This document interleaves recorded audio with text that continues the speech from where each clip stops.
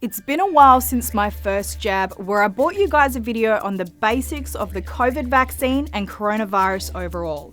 If you haven't watched it, be sure to head back to my homepage and look for episode 3, COVID-19 and getting the jab.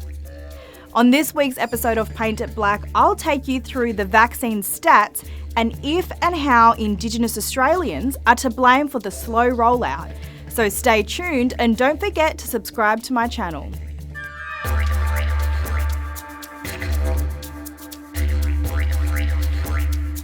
As the country continues to grapple with COVID-19, the concern for Aboriginal and Torres Strait Islander people remains high. Unfortunately, there have been outbreaks in Aboriginal communities, and sadly a couple of months ago, we recorded our first COVID-related death.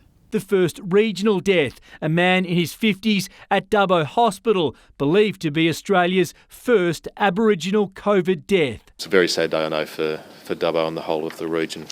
At the date of recording this video, there have been 9 Indigenous deaths across the country as a result of COVID-19. It has been reported and stated by many politicians at both levels of government that the virus would be deadly once it hit Aboriginal communities. And sadly, we saw this come to reality. Reinforcements to battle the outbreak in the outback. Food supplies for tiny Wilcannia, 11 hours drive from Sydney, where as many as 1 in 7 locals has been infected, with overcrowded housing making isolation difficult. We were calling out in March last year, 18 months ago, about prevention for our community. But the COVID issue that I want to discuss is this idea that Aboriginal and Torres Strait Islander people are to blame for the slow vaccine rollout. Before I move any further along, I want to clear up the issue on who is responsible for the COVID vaccine rollout. It is the state government's responsibility to vaccinate their citizens. However, it is the Commonwealth who is responsible for all Indigenous Australians to get vaccinated, regardless of their location. So it's not just the mob in remote communities that they're responsible for. After the outbreak in regional New South Wales, the federal government was slammed by Aboriginal communities for leaving them behind. Aboriginal health experts raised the alarm almost 2 months ago as the Delta strain snaked its way through Sydney's east. We certainly advocated in the beginning of July that we needed to upscale the vaccine rollouts within our Aboriginal communities when we knew that particularly in the eastern suburbs of Sydney, there was an outbreak. By the end of September, across the nation, the first dose rate among Aboriginal and Torres Strait Islander people aged over 16 was sitting at 45.9%, compared with more than 76% for the general population. But we're also lagging here in WA. As of October 7, roughly 51% of our state's population is fully vaccinated.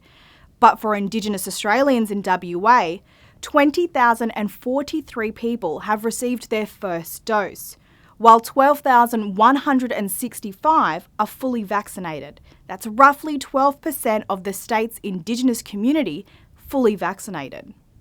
But here's the thing, we're all feeling pretty safe in WA.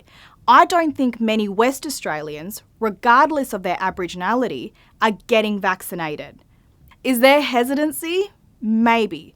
But I do believe that it's more likely that people feel complacent of the virus, not scared of the vaccine. We just held the AFL Grand Final, where more than 60,000 people gathered in one location. Going into the Grand Final, everyone thought that this was going to be our super spreading event. And just days after it finished, news broke that 2 men from Victoria had snuck into the state and not only attended the game, but they were in the locker room celebrating with the Melbourne players. To say that this is disappointing is an understatement. How people could knowingly put others at risk in these times is selfish and contemptible. The Demons' dressing room was off limits to friends and even family, but not these 2 men. The Melbourne socialites seen laughing, shaking hands and snapping selfies with players and the coach, flaunting celebrations police believe could have been criminal. We all sat on the edge of our seats for 24 hours waiting to see what their test results were, and thankfully it was negative.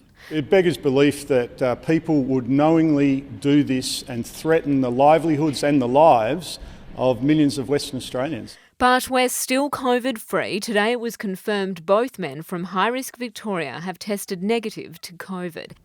It's a no-brainer that West Australians are feeling pretty safe right now, and that's a dangerous place to be. Although our hard border has kept us safe so far, Health Minister Roger Cook knows we need to increase our vaccination rates. It's troubling that we still have low vaccination rates, even where people have a vaccination clinic on their doorstep. People don't feel necessarily under pressure because there is no COVID in our community. For now, the McGowan government has ruled out putting any restrictions for unvaccinated people, stating they don't want to put a deadline on WA's vaccination rate. There will be consequences as a result of people not getting themselves vaccinated as we get towards those higher numbers. At the moment, our aim and our objective is to get as many people vaccinated as possible by both through encouraging people, through our advertising campaigns, making sure that all those people who do get captured under mandatory regimes understand their obligations. And push will come to shove at some point in the future. To the mob watching, please speak to the medical experts in your town, community or suburb. Look at what happened in New South Wales and what's currently happening in Victoria. We can't let this happen to us here in WA. Our children need us to be around for them, and our culture needs us to continue to keep it alive and strong. While we don't have an outbreak, now is the safest time to do your research and speak to the experts and make the decision to protect you and your families. Pat Johns is still hesitant about the jab, but the need to keep her community safe now outweighs her fears. I wasn't going to get a vaccination, to be honest. So what changed your mind? My grandkids. Supply is not an issue in WA. It's the demand.